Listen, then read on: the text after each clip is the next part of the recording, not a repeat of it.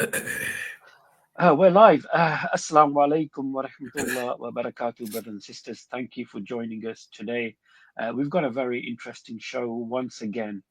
This is day 636 of the genocide that's taking place right now in real time in front of our eyes.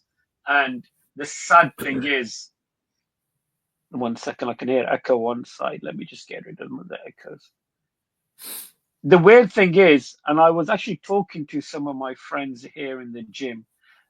Recently, there's been a famous football player who had a car incident, a car crash. He died. He played for Liverpool, and him and his brother died, unfortunately, in a car crash. And everybody is talking about Diego Jota. I believe I heard of that this morning. Absolutely, yeah. And everyone is talking about this particular football player like he's our relative or somebody who is a close friend to us or a well-known individual in the community. And I raise the same question to these Muslim brothers and sisters. What about the Palestinian brothers and sisters who are being massacred daily? Over 600 plus have been massacred, shot at these so-called food centers where the Israeli and the American army are actually running these locations and are being shot at. Why is one person's death, such as a football player, more important than the deaths of any of the Palestinians right now in Gaza and, of course, in the West Bank? There's so much to unpack today. And with me, of course, is our brother all the way from South Africa, our brother Yusuf Ismail. Assalamu alaikum wa rahmatullah wa barakatuh. Wa alaikum salam wa rahmatullah wa barakatuh. And of course, good evening to the listeners out there who tune in to our particular channel.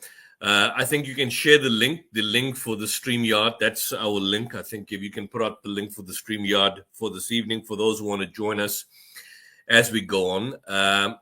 We'll see how long the session is. May not have that extensive. We may have a couple of sessions this weekend if we have the time.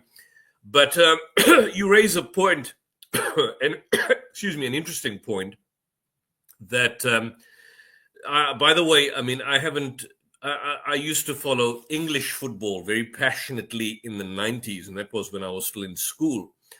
Obviously, that's a different era and a different generation of players, who were kind of household names. I never heard, I never actually followed this particular footballer. I believe he played for Liverpool, and I don't know who he is, and I can't recall having seen him play. But I think you made an interesting point that there is this kind of, and it's just like the Israeli Hasbara. There's this adulation where, for example, people go into some sort of mourning tragedy of some sort internally, and they can't seem to reconcile it with themselves, where celebrities and people and individuals who are purportedly famous end up dying. Sometimes, of course, in certainly tragic circumstances. We're not making any kind of light meal on the death of anyone, and certainly not on this individual who has died. We're not saying that it's anyway something that is to be overlooked. But the point is, it's the irony and the cynicism of the times that we live in. And the same principle applies when it comes to the Israeli Hasbara. I mean, 636 days after since the genocide has commenced, and you see some of these pundits and commentators still talking about what happened on October 7th and who was killed. And now we clearly know that a significant number of the individuals killed on October 7th were killed by the Israeli Defense Force, who were invoking the Hannibal Directive on that particular day. There were no mass rapes. There were no beheaded babies. There were no people burning alive anyone. There were no women being decapitated or their bellies being cut open. None of that. All that has been exposed a long time. We've exposed it here on this channel many times as fake news. But it seems to be that when some people die, there is some sort of self-righteous indignation, in the sense that people basically believe that their lives are more valuable and more worthy than the lives of the other. And in this particular context, the Palestinians. So if you see a lot of these talk shows and news items and so on and so forth, a lot of emphasis is basically being made on the deaths, for example, of, say, one or two individuals. Like right now, and we're going to go into this craze that has happened, I've seen certainly in the United Kingdom, and Mohammed will tell me, is that recently you've had in the United Kingdom a music festival at a place called Glastonbury. And up until now, recently, I never heard of this individual. Apparently, it's a punk group, and a punk group in general is meant to be in your face. It's meant to be basically attack-minded. It's in the sense of satirizing aspects which are viewed as offensive. And so this particular group called Bob Vylan, and led by a frontman by the name of Bobby Vylan, made some sort of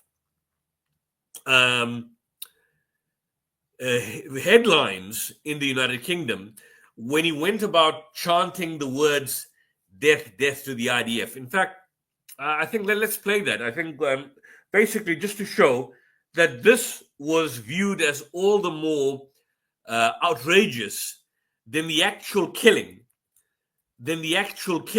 of people and civilians by the IDF itself. So have a look at this. This is basically Bob Vylan. I'm going to share my screen just to see the context, those who have basically viewed this on other mainstream channels. But this is basically what caused an outrage over the past couple of days. Have a look. This is, in fact, taken from one of your UK-based channels called the Islam Channel, who's taken a segment from this particular incident that happened at Glastonbury.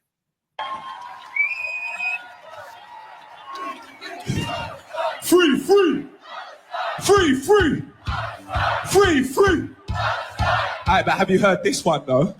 Death, death to the IDF, death, death to the IDF, death, death to the IDF,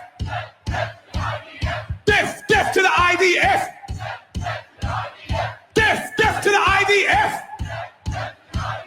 Hell yeah, from the river to the sea, Palestine must be, will be, inshallah, it will be free. So the surprising fact is this was shown live on BBC TV. I believe so. I believe yes. so. BBC never cut the stream. Was it being live streamed? Was it on BBC One or your local? Yeah, it was on BBC. It was BBC live stream, but they cut off the other controversial group called Kneecap, which is an Irish group. They actually blocked that particular stream because they have been kind of like banned from various outlets because they are strongly with the people of Palestine and they are very outspoken. So that particular segment of them being their performance was cut off from the live stream from the BBC. But the BBC was not expecting those crowds with the flags, Free Palestine in the background. They had like graffiti behind, the set, Free Palestine and so forth. They weren't prepared for that. So the BBC came under a lot of negative attacks for promoting this type of musical festival. Yeah. But the majority of the people, or 90% of the people who attend these concerts, are white, English, more often, people who listen to music and go to concerts. Of course, majority of the Muslims don't attend concerts, don't go out like these type of festivals. So the majority of the people were English, and right now here in the UK, it's really hot off the topic now. They really want to ban the burqa. They really want to ban the niqab. They even want to ban the hijab. This is recently coming out now here in the UK. Some political groups now, not the major ones, but some of the minor ones who are trying to get the foot in the door, they are trying to portray that the values of the British have been taken away by the foreigners. But the people attending these concerts were not foreigners. They were English speakers with British values. English boys and girls. I mean, these were it was predominantly, I may add, from what I could see, predominantly white audience. I mean, certainly reflective of the demographic in that area. So there were no Muslims or pro-Palestinians as such per se. I mean, these were this is very much reflective of your young middle to upper class British society youth who were basically in attendance. So, I mean, the claim is this like, sorry, Yusuf, it's like here being in the UK, the younger generation are waking up now to actually realizing that it's all a hoax now. The intentions of the IDF and the Israeli government, they don't hide it anymore. I was watching Piers Morgan just the other day. The right wingers from the government ministers, they are telling everybody what they are planning to do. It's not hidden anymore.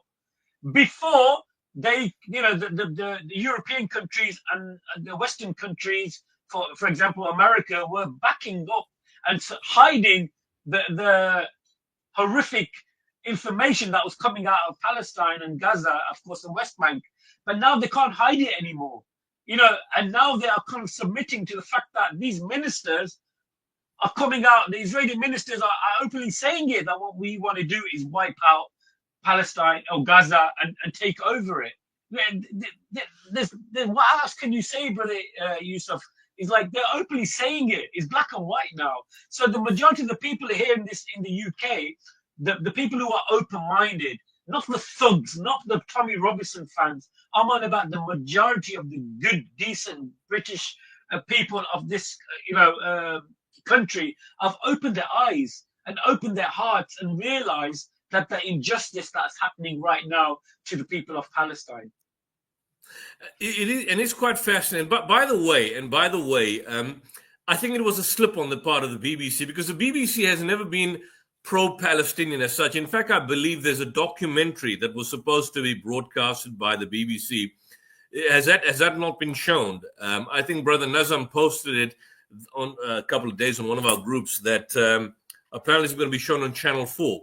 Something about medical doctors that had just come from Gaza, Victoria Rose, a couple of others, and the BBC is refusing to broadcast that particular footage and the documentary itself. So they and then of course the far right creates a veneer that the BBC is an apologetic pro-Hamas outlet, which is absolute rubbish, because I mean they're not even pro-Palestinian, not even moderately so. Generally speaking, if you look at their reports, it's actually shameful.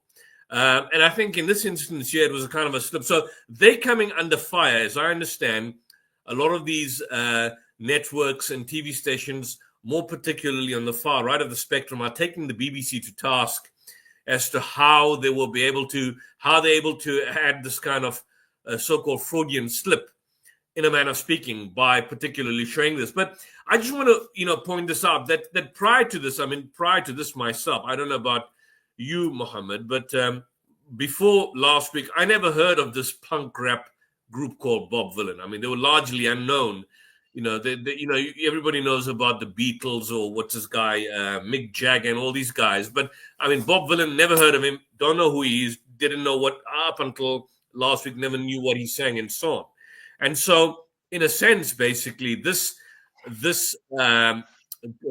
cry of chant of death to the IDF has effectively, catapulted him into the public sphere and has increased his popularity, because now I see that has become, those lyrics have been popularized in different parts of the world. So, for example, in a taxi, I was just passing, uniquely enough, in one of the local townships there, you hear that rap, death to the IDF. So it's clearly hit the mark and created some sort of popularity.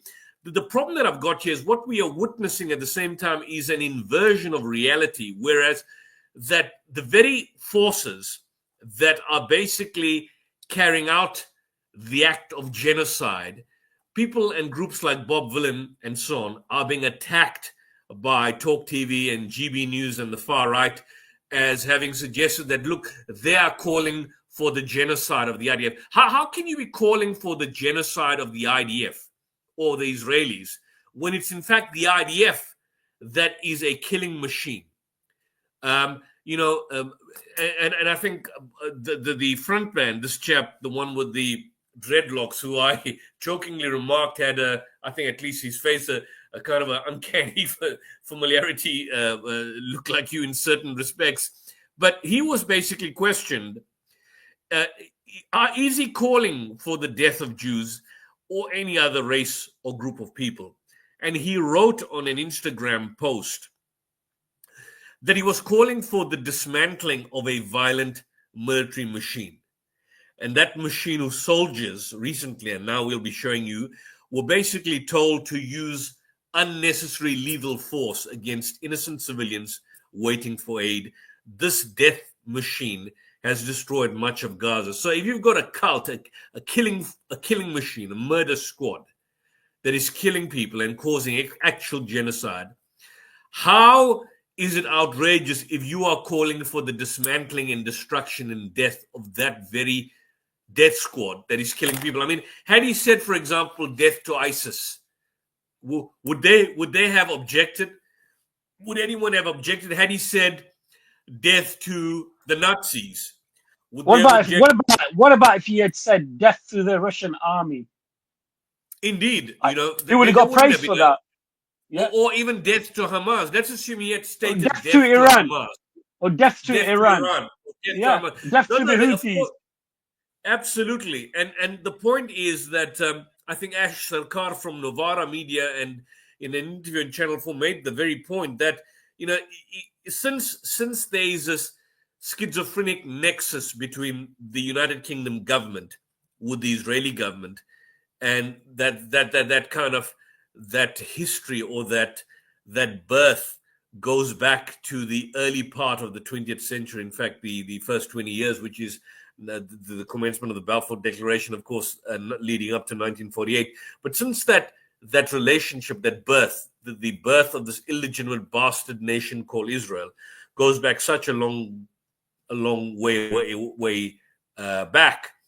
Basically, it is because of that nexus that there's this kind of outrage and duplicitous double standard and hypocritical standards that we are seeing in mass, where the very people engaging in murder, it is offensive for you to basically call for their destruction. It's offensive for you. It's offensive for you to say that there are murderers. So it's offensive for you to say that somebody who's engaging in mass murder is indeed a murderer. This is what the offense is. And this is the kind of Orwellian doublespeak, the inversion of reality of what we are seeing. And since this has basically happened, not surprisingly, the State Department has revoked the US visas for the members of the Bob Vylan band.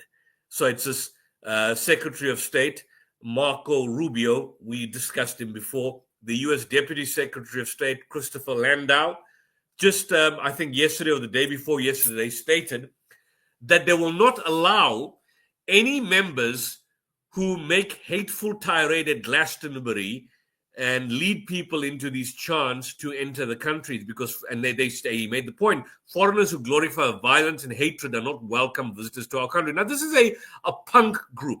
If you look at punk group, like, what punk groups can things like the Sex Pistols or things of they are offensive by nature. Yeah, they're very controversial. Punk groups are offensive by nature. Yep, absolutely. They're there to provoke you. So it's art on the one hand, but he takes a position. If, for example, he were to say death to Jews, I think you can call him out on that, or death to, for example, Israelis. Of course, that it depends how you look at it and what he means by that. But you could probably take an issue. But death to the IDF, a death squad, and what is the irony, Mohammed? Just about 2 or 3 months ago, the United States are saying now that they've revoked the visas for people who engage in hateful tirade. We did a program, you and I, in I think probably, I'm just going to go to maybe my channel, in March or April, where we discussed, for example, the hypocrisy of this. And here's the hypocrisy. Let me just show you where we are. I want to see if I can see that particular video that we did. It's about approximately, here we are. Let me just share the screen. Let me share the screen just to show the hypocrisy of what they are saying, that these guys cannot enter the United States. But look at this. Let me just show you. This is the channel, the South African Debate Initiative. 1, 2. Go to video number 4. We had Rabbi David Feldman in New York. Who was in New York on that very week where we interviewed Rabbi David Feldman? Who was in New York? It was this guy, Itamar Ben-Gvir. So Itamar Ben-Gvir is a convicted terrorist. He is known to openly call for genocide against the Palestinians. He states that Palestinian babies must be murdered and massacred. He's on record as for calling for the ethnic cleansing of Palestine, totally and utterly. And this person is allowed in New York City and to tour much of the United States. Look at the double standards and the hypocrisy that you see here manifest large. Can you see the hypocrisy? So on the one hand, they revoke the visa of somebody which is a pop group, which is art, which is basically known for coming from a genre of music which is inherently offensive by nature. But on the other hand, you've got the use of. Yeah. Also, I remember growing up here in the UK. There used to be a particular artist, a rap artist called Ice-T. He came out with a very controversial rap song called Cop Killer. And also we had Vanilla Ice, like right? Is it Vanilla Ice? Ice-T. No, Ice-T. Oh, Ice-T, yeah. Ice-T. And then we had, of course, another group called the NWA. They had a particular song called F the Police. And, you know, what is the situation, you know, when it comes to Cop Killer from Ice-T, NWA came with F the Police, and there's various other rap groups that come out with particular songs and phrases that are calling for violence. And of course, there's many rappers from 50 Cent and Eminem, and I don't want to name them all, but you know, they are very quite you know, controversial, and they are, you know, labeled as 18 plus or parent advisory. And also people like you mentioned, the punk groups wear clothes that are quite controversial. Sometimes artists wear makeup, or they wear like different type of outfit because they want to come out different. You know, they want to be quite controversial, and they want to express their feelings. So now the aspect of freedom of speech, where is freedom of speech now? When you want to imply freedom of speech, that you want to kick the Muslims out, you want to do this, you want to do that. But when somebody wants to say something that goes against the thought process, you want to ban them or revoke their visa. It's hypocrisy, total hypocrisy.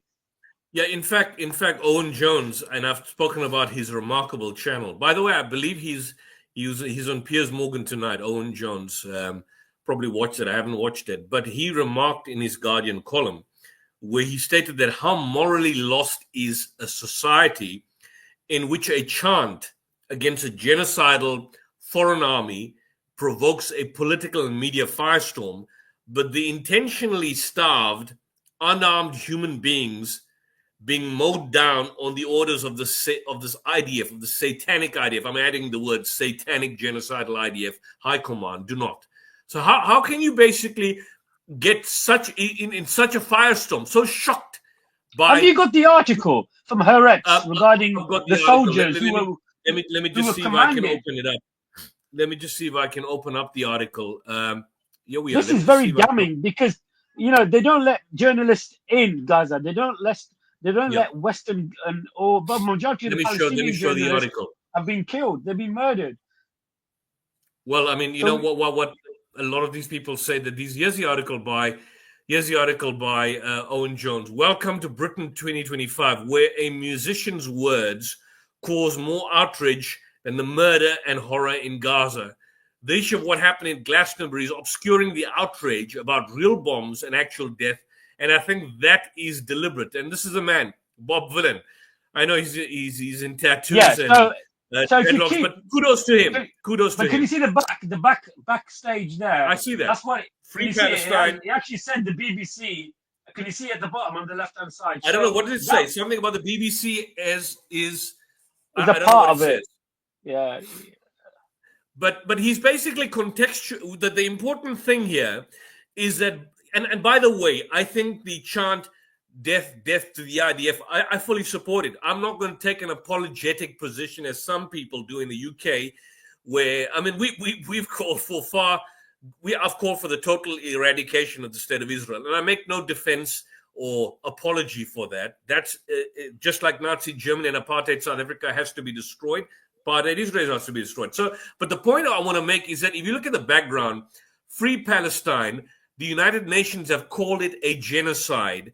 So I think he's contextualizing it's not just some sort of wild hooliganism that is on display, although the media may want it to appear in that particular fashion, but he's contextualized his lyrics into a rational, grounded argument that is being made against a genocidal regime.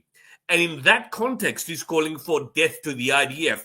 Now, however you may want to interpret it, death to the IDF, death to, in the same way that you'll call for death of ISIS or death of, for example, the Nazis, destruction of the Nazis, destruction of the IDF. The IDF is committing genocide. So if you're calling for the death of that entity that is causing genocide, what's wrong with that? If you're causing for the destruction and elimination and dismantling of the IDF, what is wrong with that? I mean, I see that people were even taking issue with very mild comments like from the river to the sea, Palestine should be free. What's so wrong about that? So this is him. But now coming back to what this remarkable man, and I urge you to subscribe to his YouTube channel, because Owen Jones. We need to reach out to him. We need to reach out to him. He's been if you can contact him, phenomenal. Get him on. I believe Paul Betson, and the other guys, I mentioned that he knew him. And I think we need to reach out to people like him and, of course, give him platform on our channels. I don't know why some of the larger channels, Muslim channels in the UK, haven't reached out to him, probably for their own pages. But Owen Jones has been absolutely remarkable and relentless week after week in exposing the Israeli genocide. And I think he was on Piers Morgan just today, just this evening. So he starts off his article by saying, let's compare two news stories from the past few days. On Saturday, Bobby Vylan, the front of that, I don't know if that's his name. I think that's his nickname. But the group is called Bob Vylan, chanted death to the IDF, referring to the Israeli Defense Force from West. The performance was live streamed by the BBC. A day earlier, and this is the irony, the Israeli newspaper Haaretz, and I'm going to come to that right now, that Israeli soldiers and officers had confessed that they had been ordered to shoot at unarmed Palestinians as they queued for aid. And just about an hour before the stream started, we now have footage showing not just the IDF, but US contractors shooting to death Palestinians, babies, children, women, and elderly men queuing for food. Last month, about 600 desperately hungry Palestinians, including many children, were killed that way. You can go to the Al Jazeera report, which shows that.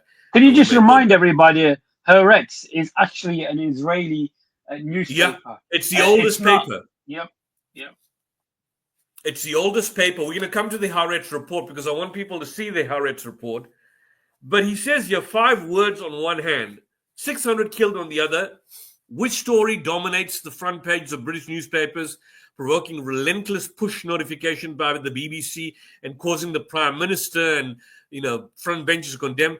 It is, of course, more than anything, Bob Vylan, whose 5 words: how morally lost is a society in which a chant against a foreign army provokes a political media firestorm, but the intentionally starved, unarmed human beings being mowed down on the orders of the IDF High Command do not.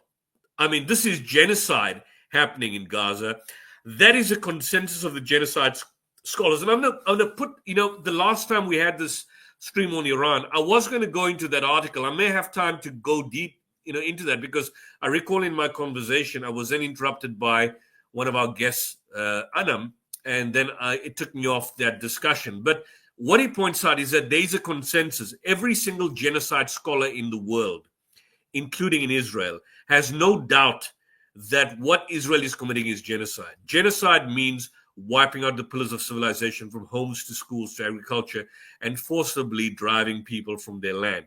It means food, water, and healthcare being denied. It means entire families being wiped out by indiscriminate bombing, babies being burned alive and suffocating under rubble. Now, none of this has caused the outrage that the little silly song, Death, Death to the IDF, has caused. If we must focus our fury at words, look at the genocidal statement. The policy of the Israeli minister, Smotrich, declared Gaza will be entirely destroyed. That was reported by The Guardian on the 6th of May.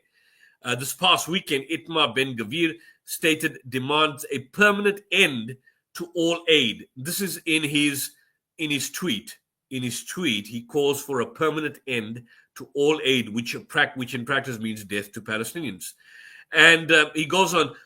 That's what this is really about, a campaign. And so he points out the hypocrisy is that these statements are underpinned by firepower. And I mean, Britain continues to provide crucial parts to the Israeli military, which acts on these words. And that's what this is really about, a campaign of deflection from Britain's complicity in the crime of the century. Facilitators of genocide are presented as morally upstanding moderates, whilst opponents of genocide are labeled as hateful, dangerous extremists. Exactly the case inversion of reality with Bob Vylan.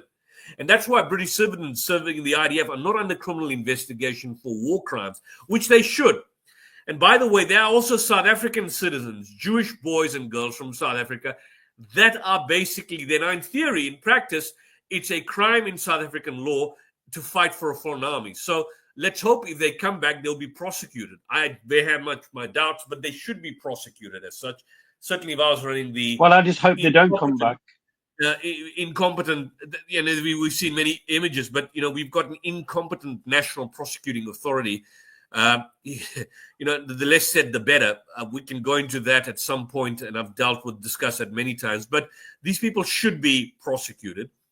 He makes the point that I think he alludes to the prescribing of Palestine action. I think we discussed this a couple of months about those ladies that had gone and sabotaged a plane. It's what's it called? Palestine Action for UK, am I correct? Is that the group? Palestine Action for UK.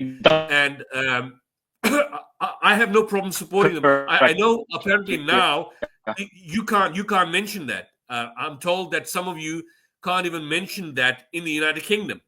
You can't talk of Palestine Action for UK. How on earth is that a prescribed terrorist group?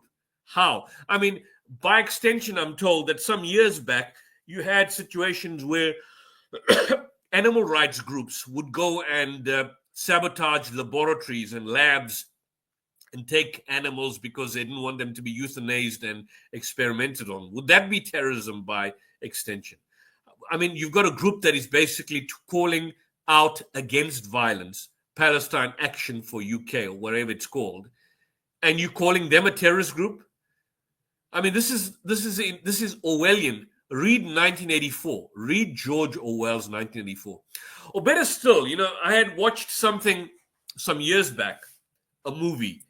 I don't even have time to watch, but this was a long, long time ago. There was an interesting movie about British fascist society. It was made by the same makers of those who produced The Matrix. It's called V for Vendetta. On remarkable, I mean, and even the dialogue is good. It's up there, next level, theatrical, cinematic, not the kind of trashy junk that you see here or the Marvel movies that you get to see and any of that. Really good stuff, but a kind of a mirror to what you see unfolding before society today. Have a look at that, or if you're too lazy to read George Orwell's 1984, which he, by the way, wrote in the year 1948, which talks about this kind of big brother society enveloping us day by day. And I mean, we see this happening in the United Kingdom. We saw it during the COVID era. We see the Hunger Games society played before our very eyes in Palestine right now before our eyes.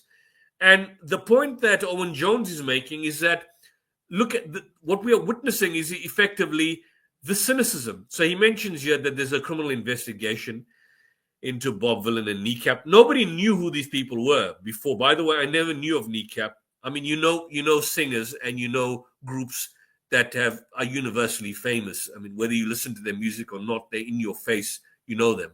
Nobody's heard of Bob Vylan and Kneecap. Britain has made them famous. The BBC has made them famous, and the outrage has basically made them famous. So well done to that. So he concludes by saying, welcome in Britain in 2025, where musicians angry at genocide are dragged through the justice system, while your sick, sadistic, satanic politicians facilitating genocide walk free. Whether it's politicians in the United Kingdom, United States, Europe, Israel, the Muslim world, all of them, those facilitating genocide walk free. Meanwhile, Government Minister Lisa Landy delivered an outrage statement, I haven't listened to that, to the House of Commons about Bob Vylan and Bob BBC Digital livestream, deemed a better use of parliamentary time than how the people of Gaza can be saved from what the head of the Red Cross has called the worst than hell on earth. Imagine that some idiot government minister in the House of Commons spends time and wastes people's, because you are paying the tax. The tax is going to these idiots and these scumbags, wasting an hour. I believe the House of Commons had like a 2 or 3 hour debate on this. Imagine that. You have a 3-hour debate on a music show and about the BBC decision live streaming. Is there nothing better to do? So you ask the question, is that how you spend your time, as opposed to spending your time discussing the real tragedy where people are being killed in real time? This is the Big Brother society. This is the Orwellian society.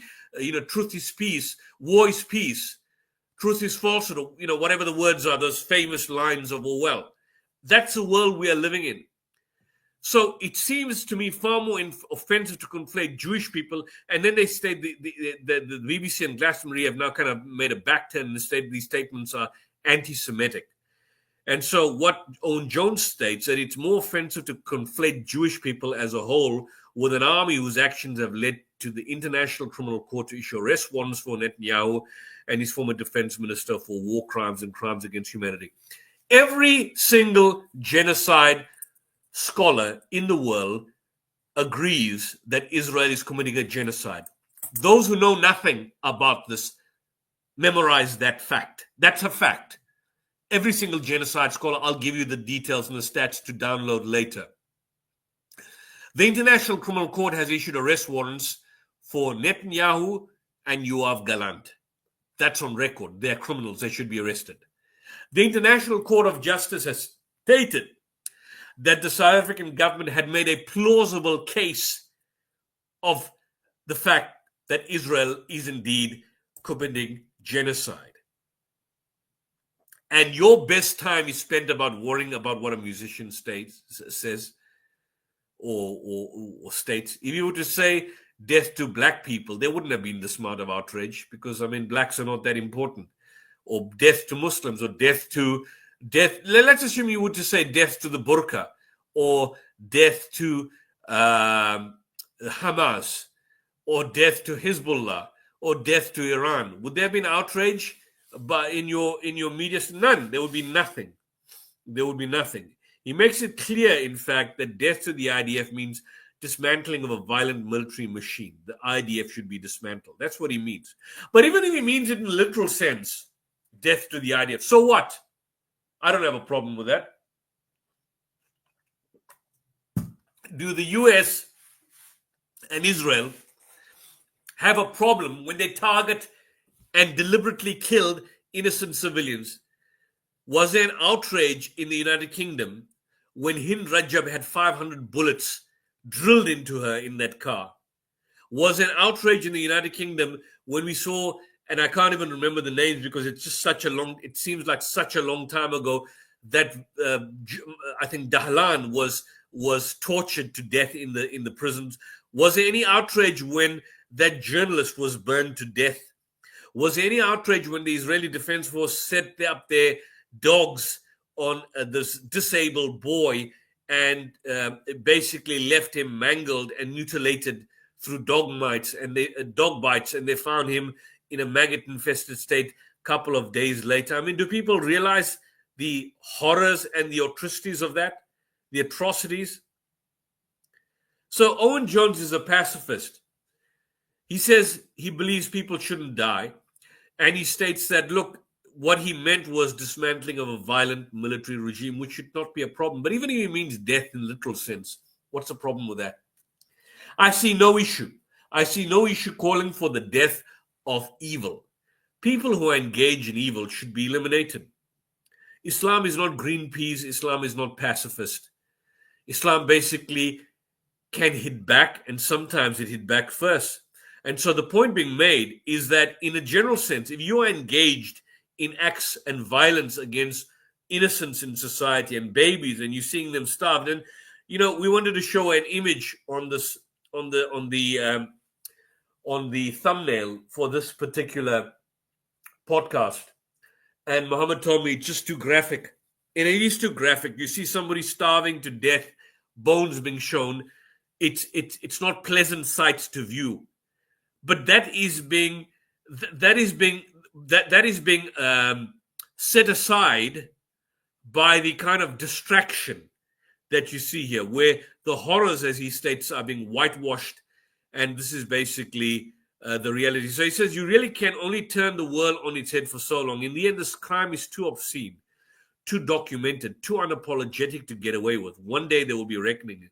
And those who facilitated the annihilation of Gaza, including the British, who are now banning a group called Palestine for UK. And I support Palestine for UK. If I were the UK, I would say that, for standing up against Israeli genocide. One day there will be a reckoning. And those who facilitated the annihilation of Gaza will find themselves being made to account for what they said and did, rather than those who stood against it. Your reckoning will come one day.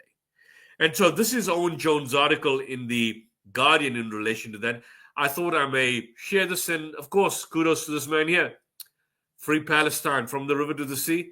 And as he states, he even accepts it, inshallah, as he stated. We support that. We salute it. Death to the IDF. I support it 100%, wholeheartedly. I support his statement. I'm not going to make any apologies, not going to sit back and take an apologetic stance. When you see genocide, and when you see the kind of murder and the visuals and the images we've seen over a year, what he says is extremely mild in comparison. And it is an inversion of reality that you get outraged by a punk group for speaking out for justice and righteousness and ending the Israeli apartheid and dismantling this killing death squad machine called the IDF, this terrorist death squad outfit. You get outraged by that, but you don't get outraged when the IDF, that actual death squad machine, is basically engaging in mass murder and genocide. Have you lost your mind? Have you lost your mind? It's shocking, Brother Yusuf. Just coming out the news right now, we have this attack on a beachside cafe in Gaza right now. Over 39 people confirmed killed. One of them is a 1-year-old. Is this a new one? Is this a new one that just come out now? That's right. 1-year-old girl, child, infant,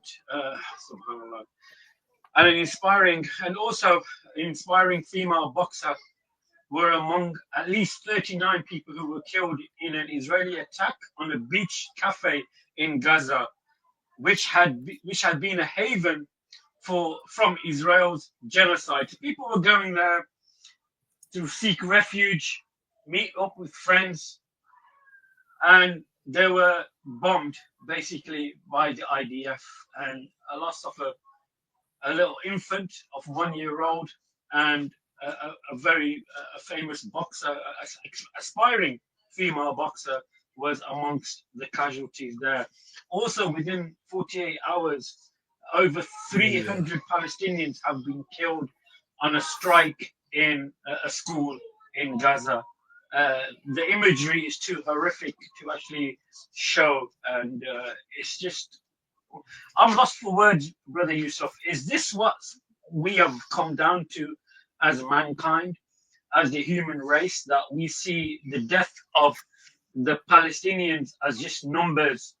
No names, just numbers. But when it comes to somebody from Ukraine or from a Western country, we got to know the person's name.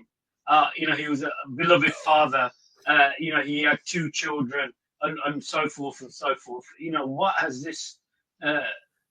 What has it come down to right now, Brother Yusuf? It's just really despicable.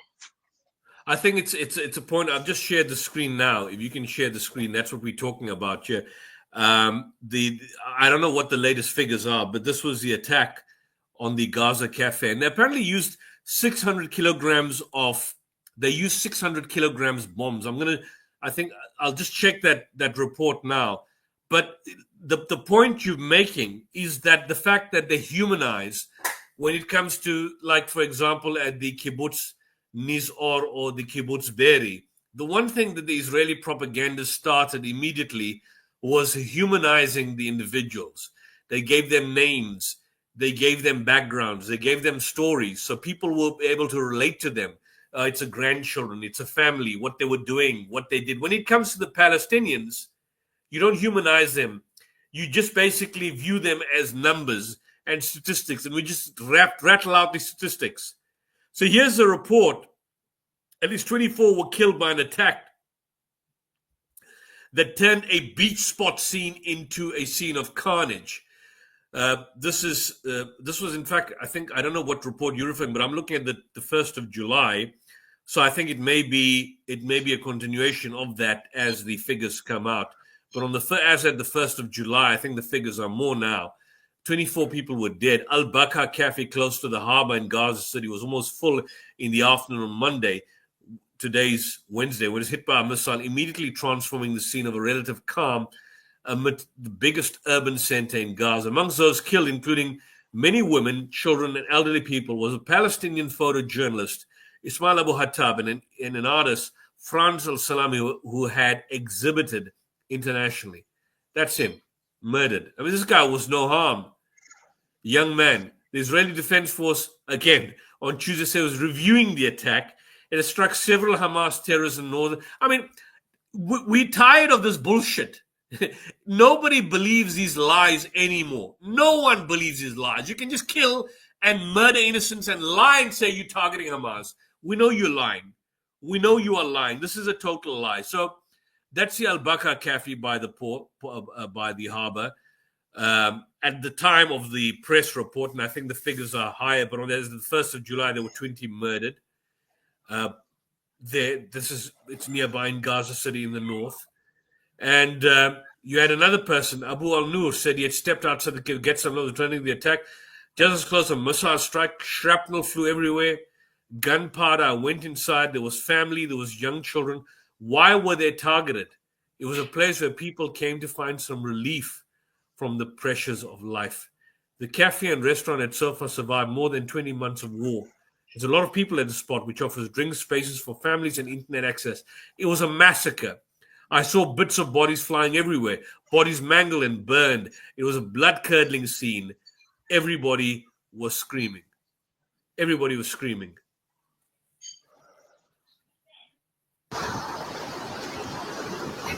Have a look into it. Can you? That's it. Look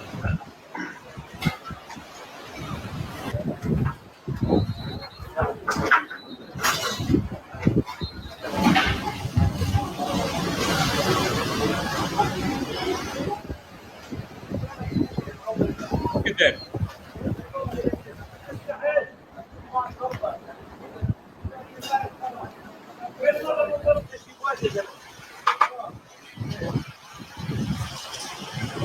في الوقت اللي الكل متنفس يعني للناس في ظل الاجواء الحاره والضغط اللي مضغوطه في غرب غزه بشكل عام، اللي ما فيش يعني كل غزه شبه محاصره ومضغوطه، الناس تيجي تقعد مكان للمدنيين، استراحه شعبيه، بيجي عليها اطفال ونساء، خاصه القسم هذا الغربي، هذا خاصه قسم مخصص للعائلات.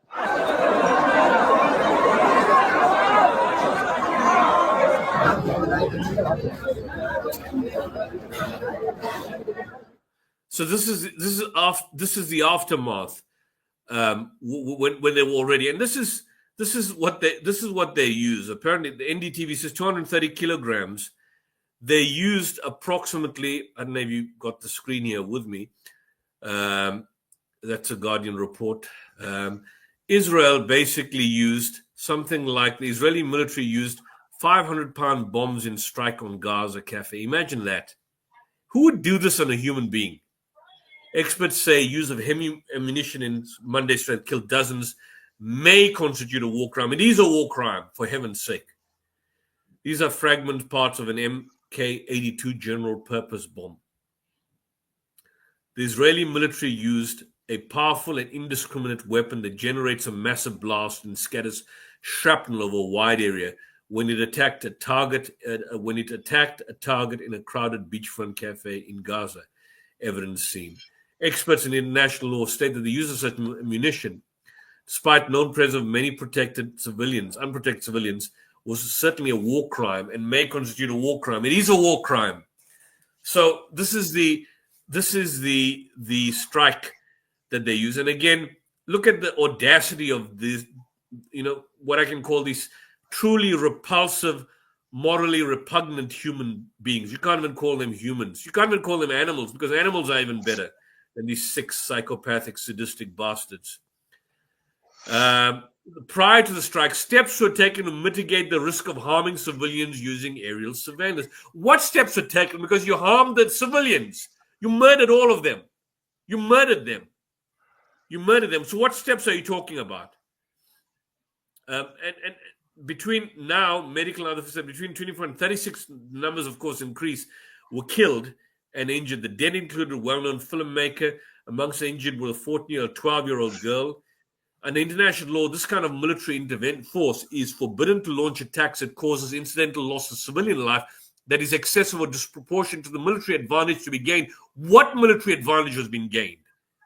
So what's considered acceptable, but experts said only a target whose elimination might have the very significant impact on the course could justify the death of dozens of civilians.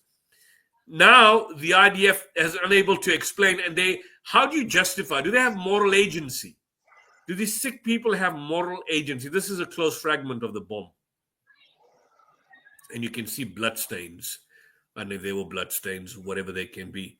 Well, remember, I was talking earlier, even the Western government, especially here in the UK now, we got a UK minister by the name of Jenny Chapman, Minister of International Development, and he's actually, or she, has tweeted or put something on X now, that the crisis of the humanitarian is horrifying now in Gaza, and the warning of fuel shortages and, of course, food and water and supplies for the people of Gaza is at breaking point. So I was mentioning earlier that even the Western governments now have kind of like have been made aware of the horrific situation now that's been taking place in Gaza. You can't hide away. It's been 22 months or 20 months now since October of last year. What were the aims of the IDF, Brother Yusuf? Do you remember the aims of the IDF when they started this conflict? Was to bring back the hostages and to eliminate Hamas. Neither of these two aims have been fulfilled in 20 months. The main objective, and the ministers have basically come out with it, saying they really want to take over Gaza, like the Trump's vision of making Gaza as some type of resort, and make it into a famous beach resort. And the ministers, the finance minister of Israel, openly said it, that they want to take over Gaza and get rid of the Palestinian people. The right-wing government now, the spokesmen are not, and women, they are not lying anymore. They're telling you what they are intending to do now. So how can you back this evil bastard regime? How can you back it, Yusuf? I asked this same question to myself and to you and to the audience, is that what level of humanity have we come down to? That we are watching this. What? I was at secondary school, Brother Yusuf, and we were told about the Holocaust. We were taught about the Bosnian, Serbian, Croatian genocide that took place, the Rwanda genocide that took place. Now this is worse. This is worse. This is worse. This is worse. This is worse. Look at this. This is what takes me to today's report. The day before Bob Vylan's concert. I've just shared this now. This is the Haaretz report, the famous Haaretz report. And so those who don't have Haaretz is the oldest Israeli newspaper in the United Kingdom. The editor-in-chief, I think, is a well-known Israeli activist, remarkable man by the name of Gideon Levi. Read his books, Gideon Levi.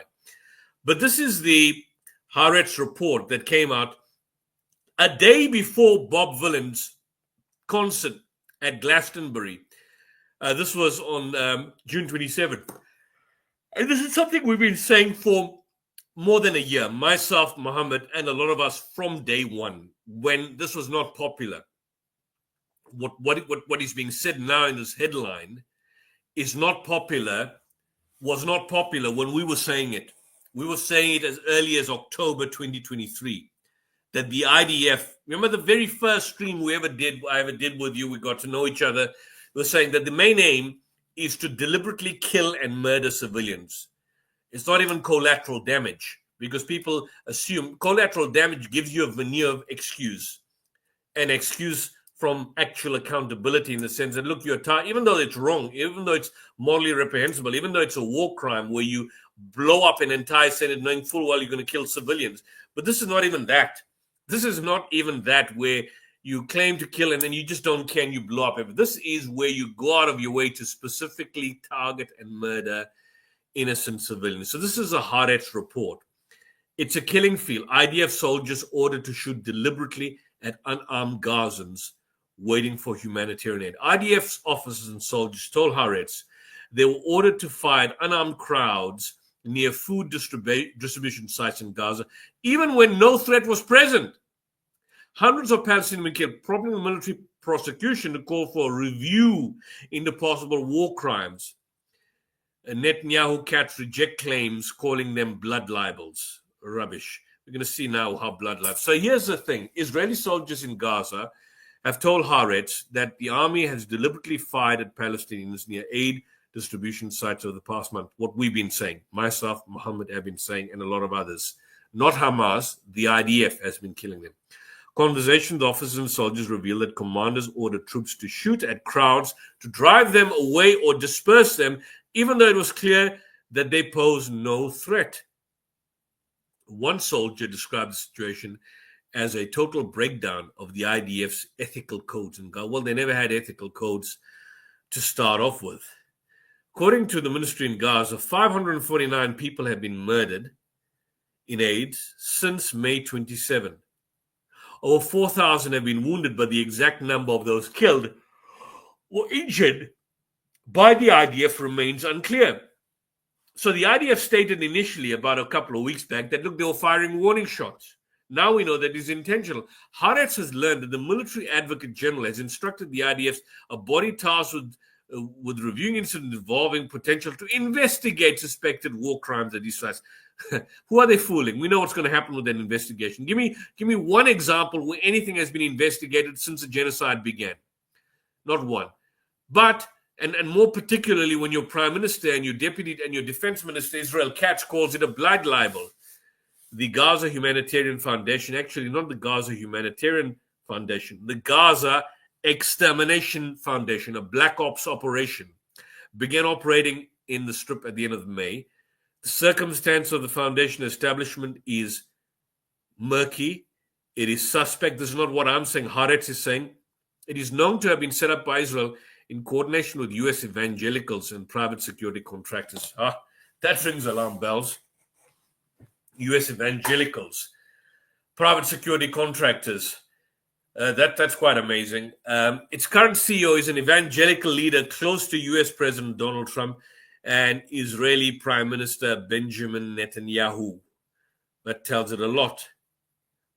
It says a lot. I mean, if you are close to the devil themselves or the sons of the devil, what does that make you? Does it make you an angel or the son of God, perhaps?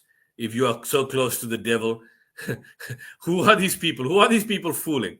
This is a sight. This is all in the Haaretz, people. The GFH operates 4 food distribution sites, 3 in southern Gaza and 1 in the center. And they're not all open consecutively every day. They sometimes only 2 open. And you know for how long? Muhammad, my brother Muhammad, do you know how long they're open for per day? Does anyone know out there? They're open for 1 hour. 1 hour a day. 1 hour a day. And you bastards out there who are saying they're so kind and polite and helping these Palestinians. How do you feed millions of people for 1 hour a day with food that you can't even cook? You're giving them pasta that you break, there's no water. You're giving them dried flour. Who's going to eat dried flour? Can you try and eat dried flour? You give someone a bag of dried flour, you fed him. Is that what food is? Is that what food is? Or you're giving them, for example, hard beans, not baked beans in a tin, hard beans, proper sugar beans, which are hard. How are you going to eat them? You break your teeth if you eat them. How are you going to cook them? You've got no water. When your entire water supply is poison, how on earth are you going to cook? So who are you fooling? This is basically set up.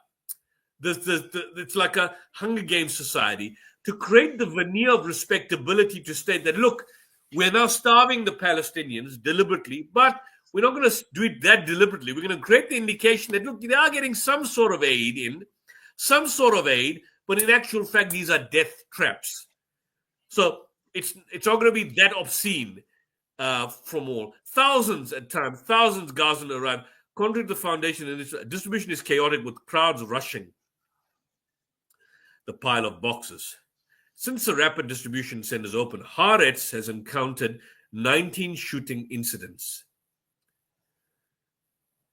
While the shooters' identities are not always clear, the IDF does not permit armed individuals in these humanitarian zones without its knowledge. So if they are saying it's Hamas that is killing, which is not, and the IDF is not permitting armed individuals, who are the individuals that have arms in those sites? Because you're vetting the people.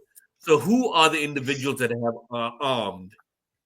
It's only the IDF. The distribution center typically opens, so just listen to I didn't want to read this, for just 1 hour each morning, just like I said. Haaretz confirms what I just said, if you thought I was lying. 1 hour in the morning. 1 hour. If you go to a restaurant that is opened for maybe, I don't know, let's not talk about McDonald's and all these other Israeli supporting. No, you're on about a proper restaurant. For example, you're going to order food in a decent restaurant. You're expecting fresh food, for example, not like a fast food place. You're going in with your family to a restaurant. I'd say about 20-25 minutes it will take for them to make you the meal in a pretty good standard. So if you've got to walk from 4 a.m. in the morning to get to this location without getting bombed, without getting shot at, without any other obstacles that you have to face, there is no transport. There's no Uber will take you to that. You have to physically walk with your containers to get to that location to get some food. And they're caged in a way that it reminds me of a slaughterhouse where you have to singly go into these cages to collect the food. And of course, they want you to uncover your face so they can take images of your face. There's so much behind the scenes that are taking place at these so-called aid centers. And also, I want to touch onto another topic, and I really don't want to take you off this track. If I could just make the point, I don't want to take you off, but just to make the point, if a restaurant were to open for just 1 hour a day or 1 hour, it'll lose its business. This is 1 hour, 4 distribution sites, sometimes only 2, for 2 million people. I mean, who are they fooling? And the report concludes, I'm just going to get to the bottom because people need to see this report. According to the officers and soldiers who serve, the IDF fires at people who arrives before opening hours to prevent them from approaching, or again after the centers close to disperse them. Now, that means they're killing them. But they're saying initially they were firing warning shots. Since some of the shooting incidents occurred at night, it's possible that some civilians couldn't see the boundaries of the designated areas. It's a killing field, one soldier stated. When I was stationed, between 1 and 5 people were killed every day. They treated like a hostile force. No crowd control measures, no tear gas, just live fire with everything imaginable. Not even rubber bullets. Heavy machine guns, grenades, launchers, mortars. Then once the center opens, the shooting stops and they know they can approach. Our form of communication is gunfire. We open fire early in the morning if someone tries to get in line from a few hundred meters away. And sometimes we just charge at them from close range, but there's no danger to the forces. According to him, I'm not aware of a single instance of return fire. There's no enemy, no weapons. He also said the activity in his area of service is referred to as Operation Salted Fish, the name of the Israeli version of the children's game Red Light, Green Light, Red Light, Green Light. I don't know what game that is, but clearly that you see these poor people like fish or bait and you murder them in cold. Go ahead, Mohammed. Sorry for the interruption. You were saying something. No, I just wanted to really go into another segment, and I'm just conscious of the time and your time, of course. Recently, the killing of this medical doctor who was based in the Indonesian hospital in northern Gaza, who was one of the top medical researchers and one of the members of the committee of the hospital here, well, there in Palestine, in Gaza, by the name of Marwan al-Sultan. He was a director of the Indonesian hospital in northern Gaza. He was killed in the hospital alongside with his members of his family. I don't know if you've come across this. This is recent. Also, there's been spoken outrage amongst US-based Muslim and Arab rights groups all around the world.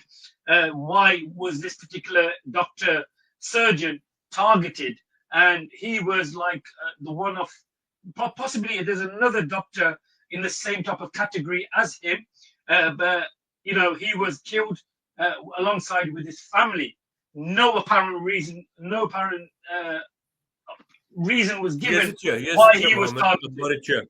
I've got it here for you. I've got your article here for you. This is from Time Magazine, by the way.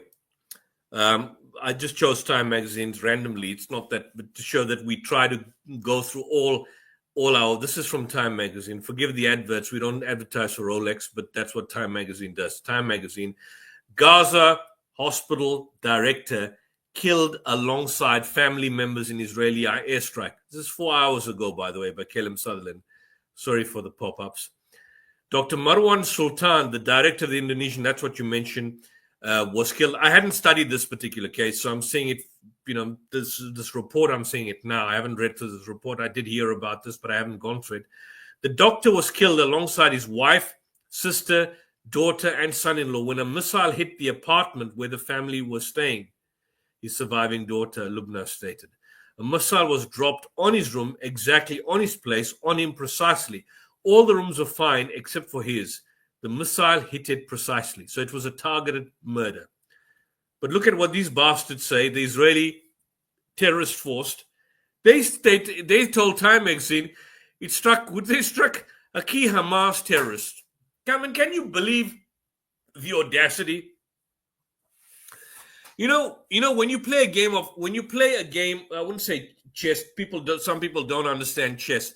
When you play a game of football and you basically take penalties and you score only when you take your penalty shot, you only kick the ball to the left of the goalkeeper, and you do that on such a regular basis that every single goalkeeper globally gets to know that your point of contention, when you kick the ball, you always kick it left. You never kick it right. You always kick it left. You always kick it left.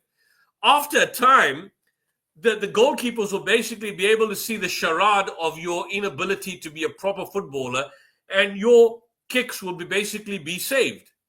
The problem with Israel, on the other hand, is that there's no more excuses or defenses that they can make. What do they basically? Every time they kill Hamas.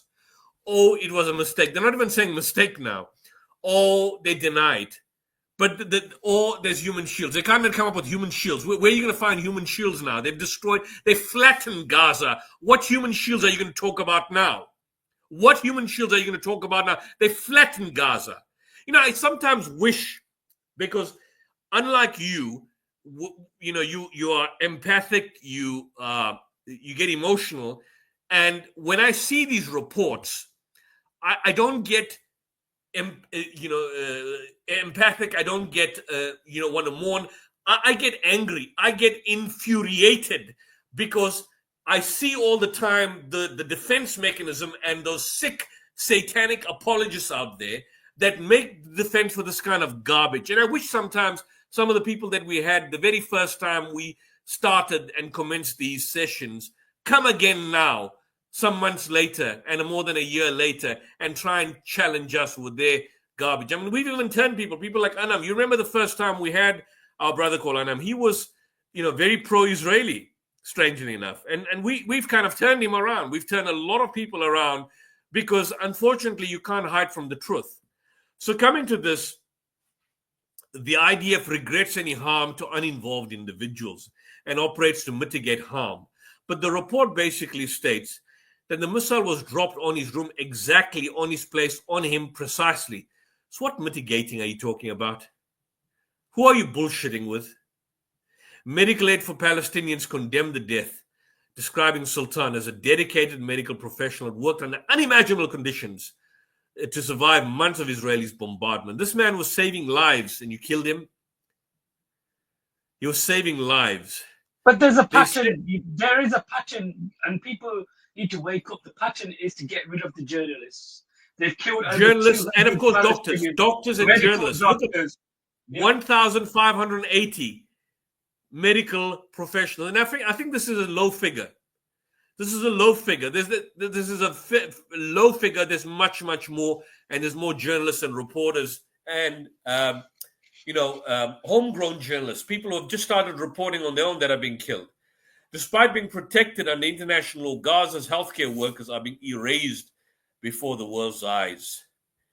And what are some of the institutions in the United Kingdom doing? See, this doesn't cause it. How come this was not front page news on the Sun or the Daily Mail or some of the other reporters or some of the other news channels? How come this was not Daily Mail? Why was Bob Vylan's rant and chant more important than this?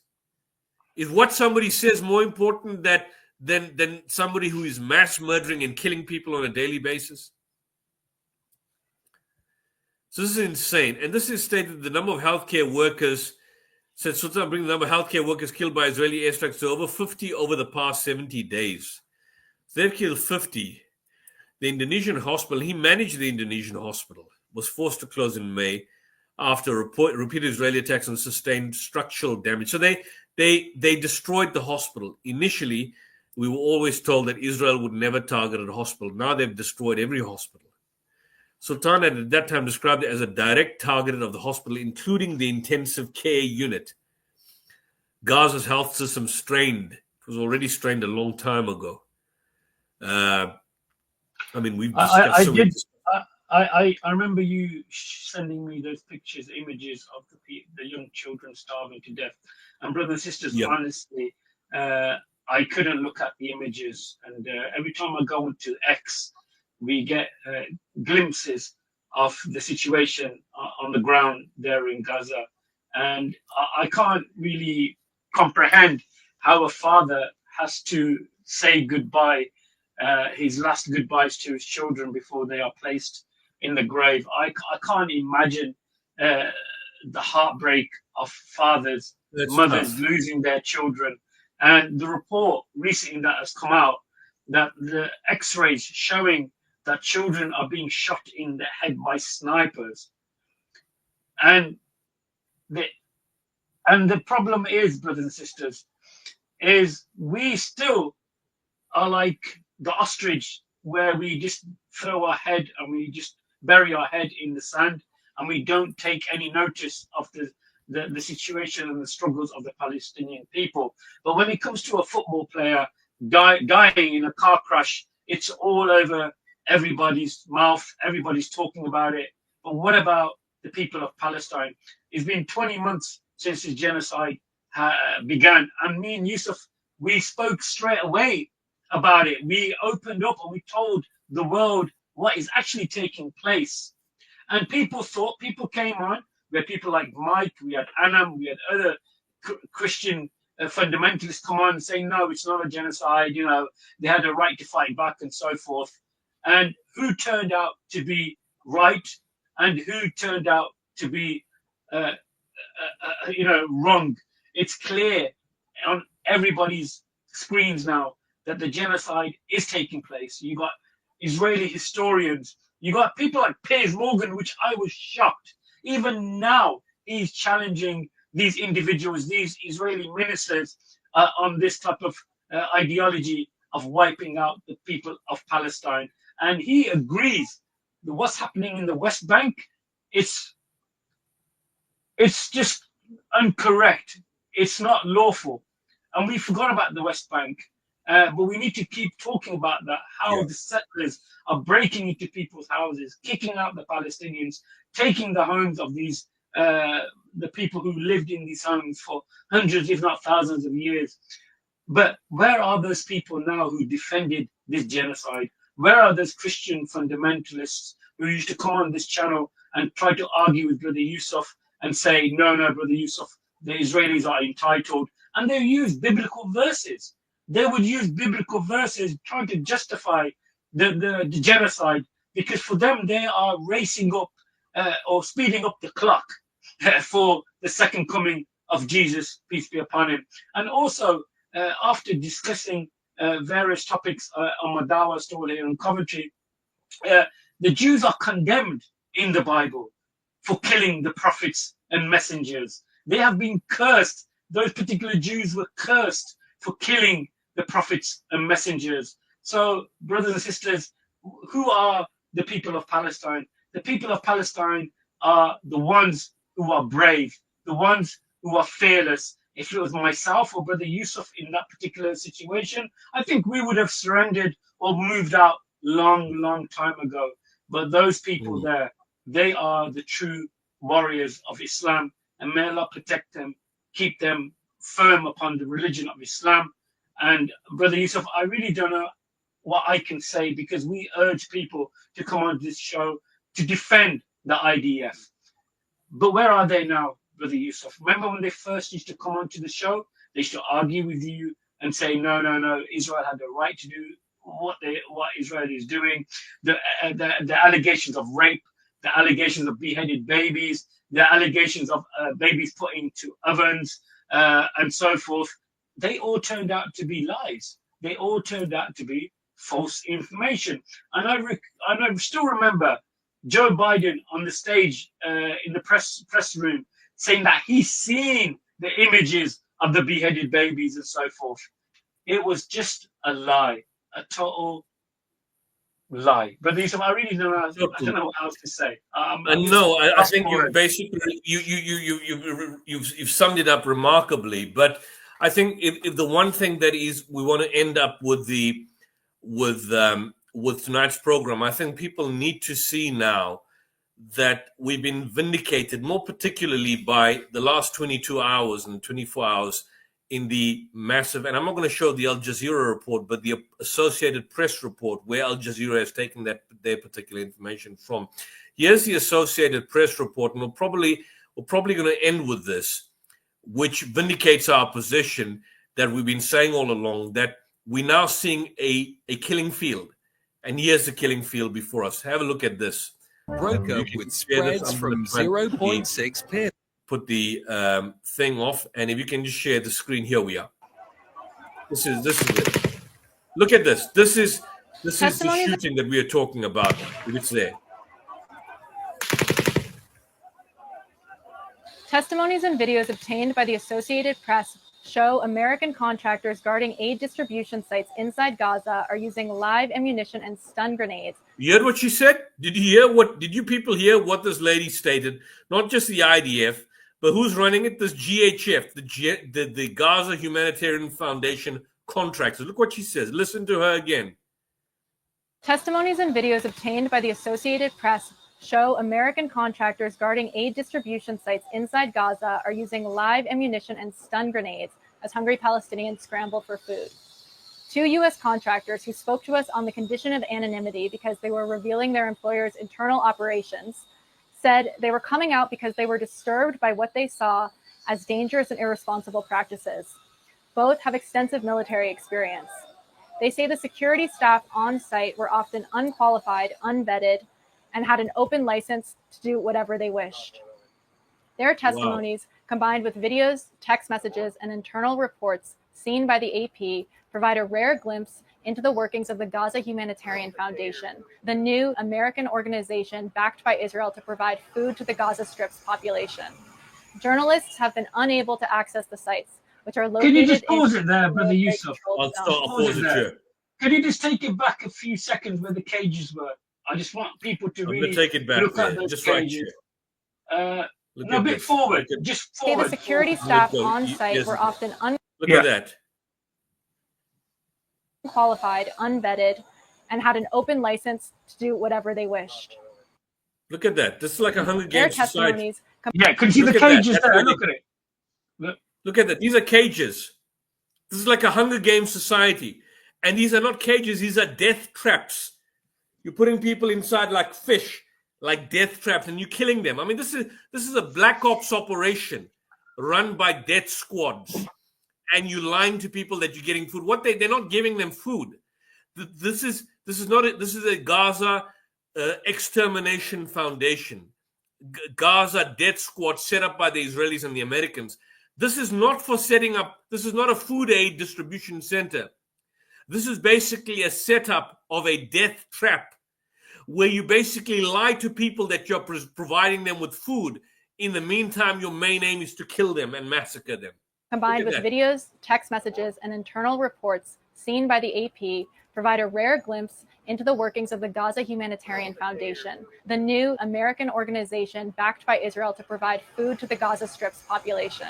They're providing killing, so it's a death trap. Look at it here. Look at this. Look at how they kept in these cages. To one of the centers. One photo shared by the contractor shows a woman lying in a donkey cart after he says she was hit in the head with part of a stun grenade. Hit in the head by a stun grenade. That's her. The sister in the red dress, hit by a stun grenade. Another photo shows a Palestinian crying after the contractor says he was tear gassed in the face. You're tear gassing him in the face, and he's coming to get food. To confirm the footage is from the sites, the AP geolocated the videos using aerial imagery. So they geolocated it. Listen to this. They geolocated it. It's not like another area. It's exactly at the point where the so-called GHF operates. What are you hearing there? Who's shooting? Is that Hamas? Is that Hezbollah or any of the Palestinian resistance outlets? It could be the Houthis. It could be the Houthis firing over from Yemen. There's only three. There's only three people of the IDF, the US contractors, or this ISIS death squad that Netanyahu has openly stated he's aligned with. Abu Shahab. It's ISIS death squads. But in this instance, it's the IDF and the US contractors. The AP also had the videos analyzed by two audio forensic experts who say they could identify live ammunition, including machine gunfire, coming from the sites, in most cases within 50 to 60 meters of the camera's microphone. In another... So within 50 to 60 meters of the camera microphone, forensic experts stated that this is live ammunition. And Jeremy Diamond on CNN, we showed a couple of weeks back, stated that this is clearly similar to that of the machine guns and weaponry of the IDF. Video would appear to be heavily armed American security contractors at one of the sites discuss how to disperse Palestinians nearby. Hey, got IDF tank posted on the northwest corner now. I brought him in and talked to him. Let's do a show first. Do a show. Look what he's saying. Look what the guy's saying. I told him to hold it. I don't want this to be too aggressive. What are you talking about? These are hungry people. I don't want this to be too aggressive. At that moment, bursts of gunfire erupt close by. At least 15 shots.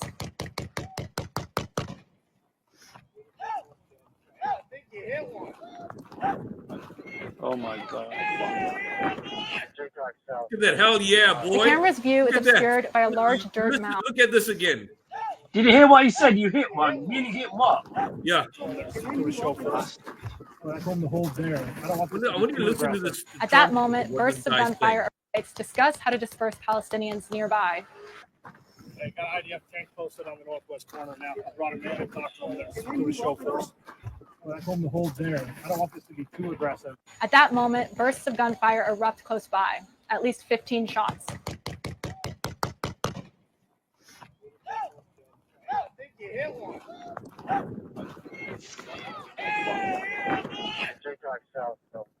The camera's view is obscured by a large dirt mound. The contractor who took the video told AP that he saw other contractors shooting in the direction of Palestinians who had just collected their food and were departing.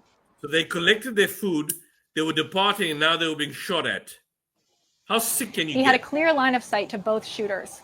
He says they shot toward the exit to the site, where he could see Palestinians leaving the center some 80 meters away. He says the men shot from atop a tower above the site and from atop the mound.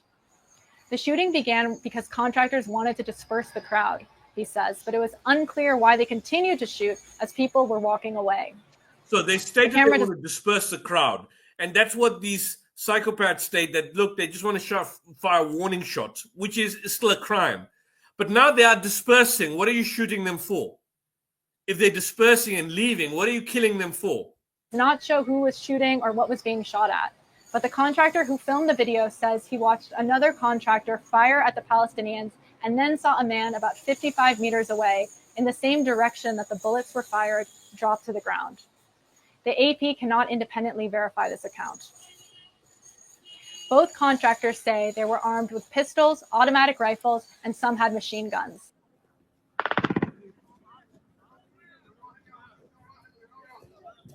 It's like the Hunger Games society. Audio analysis of another video taken at night indicated that machine gun fire came from within 115 meters of the camera. The Israeli military says it's not deployed at these aid sites. In response to our reporting, SRS, the company that handles the operation's logistics, acknowledged that it's dealing with large, hungry populations, but said the environment is secure, controlled, and ensures people can get the aid they need safely. SRS says to date there have been no serious injuries on the sites.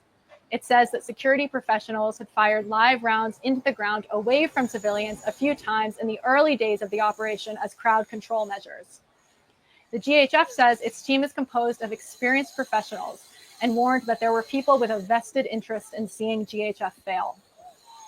UG Solutions, the security company that hired the contractors, said it has an extensive recruiting and training process, including a detailed application process, screening by experts, reference checks, background checks, and weapons proficiency. But the contractors who spoke to the AP painted an entirely different reality. One warned the current GHF system could result in more Palestinian lives being lost. It's happened. Just in the past 24 hours, 118 people have been murdered.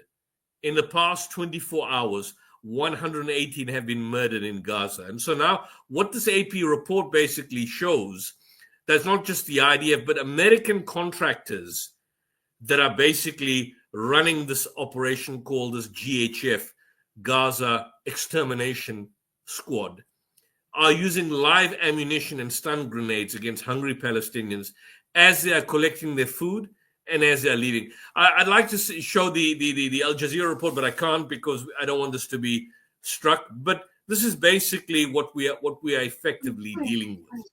How U.S. contractors are firing bullets, stun grenades at Gazans, aiding the IDF, and basically hunting them down like fish like fish in the lake. You put them and you shooting fish.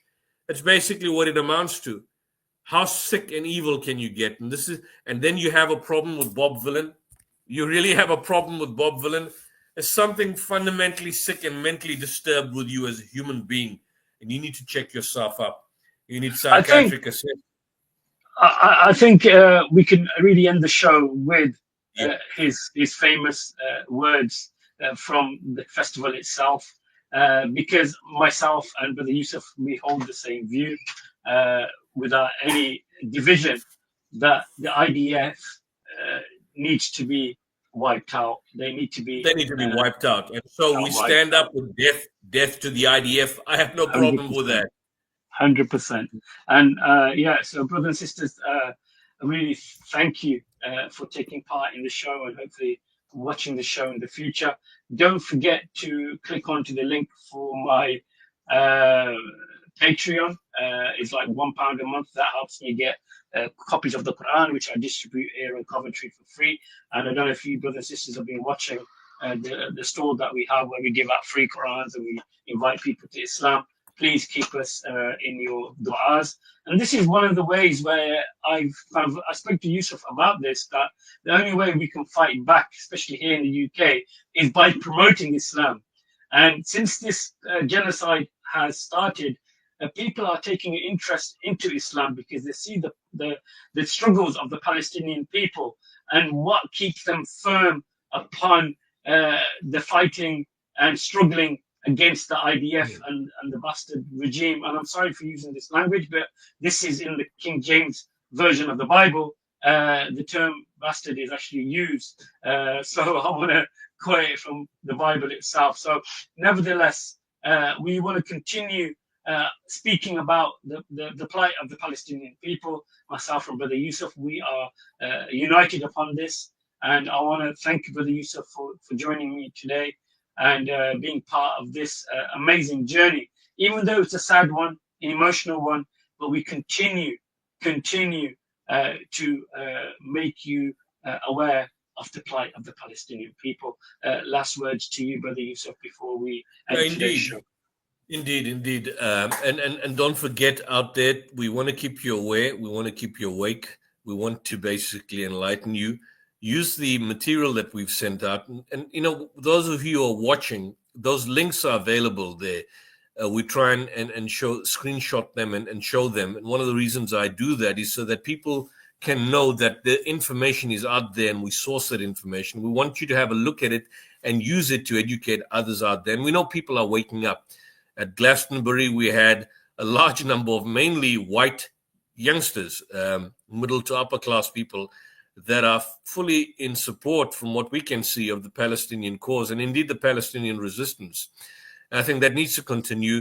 And with programs like these, it's actually a bulwark to the globalist mass media, to the corporate media, the corporate cartels. And we basically provide that bulwark for a lot of you out there. Don't just subscribe to my channel, the South African Debate Initiative. Do indeed do that. Also subscribe to the Coventry Faith Foundation and subscribe to other channels like Owen Jones, like the Electronic Intifada, like Novara Media, like Democracy Now, like the Grey Zone Report, like Jimmy Dore, like, for example, Max Blumenthal's channel.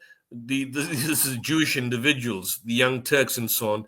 But more particularly, continue to follow us, continue to share these streams with your friends, with your neighbors, with your colleagues, with friend and foe alike. We want this information out there. We want to educate people. We want to show them and expose Israel for what it is, a genocidal regime that has absolutely no, that should not exist at all in any capacity whatsoever. And indeed, let's possibly end the show, as you basically stated, Brother Muhammad, with the chant from Bob Vylan. Is that what we want to end the show? And then we'll of course close the show. We'll close the show with that. So this is a tribute. Our basic applauding, would say, of Bob Vylan. We're not punk group fans. We go to concerts or rock concerts, but I think we support the initiative here in the given circumstance. So if you can open the screen, and we're going to basically close up with this particular chant that was done by Bob Vylan, and we'll end the show with this. Here we are. Free, free, free, free, free, free. All right, but have you heard this one, though? Death, death to the IDF. Death, death to the IDF. Death, death to the IDF. Death, death to the IDF. Death, death to the IDF. Hell yeah, from the river to the sea, Palestine must be, will be, inshallah, it will be free. Indeed, we can say Ameen to that. Until next time, Assalamu alaikum and greetings of peace.